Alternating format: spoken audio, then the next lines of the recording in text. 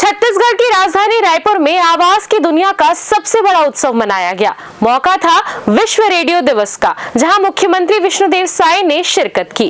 Radio की प्रासंगिकता और समाज पर इसके गहरे प्रभाव को लेकर आयोजित इस कार्यक्रम में न केवल प्रदेश के मुखिया सीएम विष्णुदेव साय, बल्कि अंतर्राष्ट्रीय संस्था यूनेस्को के उच्च अधिकारी भी मौजूद रहे। रायपुर में आयोजित इस गरिमामय समारोह में मुख्यमंत्री विष्णुदेव साय ने रेडियो को लोकतंत्र का सबसे सशक्त माध्यम बताया। उन्होंने कहा कि आज के डिजिटल युग में भी छत्तीसगढ़ के दूरस्थ अंचलों तक सूचना पहुंचाने में रेडियो की भूमिका अद्वितीय है। मुख्यमंत्री ने खास तौर पर आकाशवाणी और सामुदायिक रेडियो के योगदान की सराहना की, जो स्थानीय बोलियों में शासन की योजनाओं को जन जन तक पहुंचा रहे हैं। वहीं इस कार्यक्रम की खास बात ये रही कि इसमें यूनेस्को के प्रतिनिधियों ने भी हिस्सा लिया।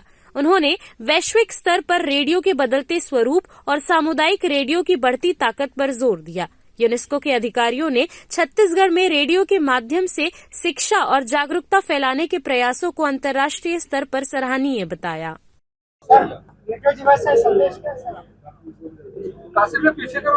सबसे पहले समस्त छत्तीसगढ़ वासियों को विश्व रेडियो दिवस की बहुत बहुत बधाई, शुभकामनाएं। और बड़ा सौभाग्य का विषय है छत्तीसगढ़ के लिए कि आकाशवाणी और यूनेस्को के माध्यम से यहाँ पर राष्ट्रीय स्तर का आयोजन आज के उपलक्ष्य में हो रहा है, जिसमें यूनेस्को से भी अधिकारीगण यहाँ पर पधारे हैं।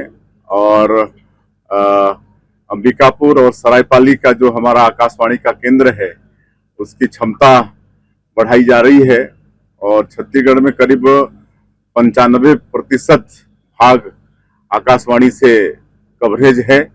ये बहुत खुशी की बात है कि जहाँ पर बिजली भी नहीं है, मोबाइल का नेटवर्क भी नहीं है, वहाँ पर लोगों को रेडियो के माध्यम से, आकाशवाणी के माध्यम से समाचार और कई कार्यक्रम मिलते हैं। ये पहल यूनेस्को की पहल है, जिसके भारत समेत मेंबर्स 193 मेंबर्स हैं। तो यूनेस्को ने वर्ष 2011 में इसका प्रस्ताव दिया था। इसका उद्देश्य ये है कि जो रेडियो प्रसारण में लगे लोग हैं, उनके प्रति धन्यवाद ज्ञापित किया जाए। जो वो समाज के लिए काम करते हैं, उनके प्रति धन्यवाद दिया जाए, रेडियो का महत्व रेखांकित किया जाए और रेडियो में जो इस तरह के जो परिवर्तन है, उनके लिए एक कॉमन रूपरेखा बनाई जा सके। देखिए, रेडियो पूरी तरह से अपने ट्रांसमिशन जो है वो टेरेस्ट्रियल भी है और डिजिटल भी है। तो डिजिटल के आने के बाद सारे रेडियो मोस्टली जो हैं, आकाशवाणी समेत सब डिजिटल प्लेटफॉर्म पे उपलब्ध हैं। और अब नई चुनौती है एआई को समाहित करने की। तो इस विषय पे आज दिन भर यहाँ पे सम्मेलन में वक्ताओं की बातचीत होगी और उसका जो सार होगा वो शाम को आपको बताया जा सकता है। सर, ये पहले की तुलना में क्या रेडियो का चलन घटा है या बढ़ा? नहीं, रेडियो अब पहले रेडियो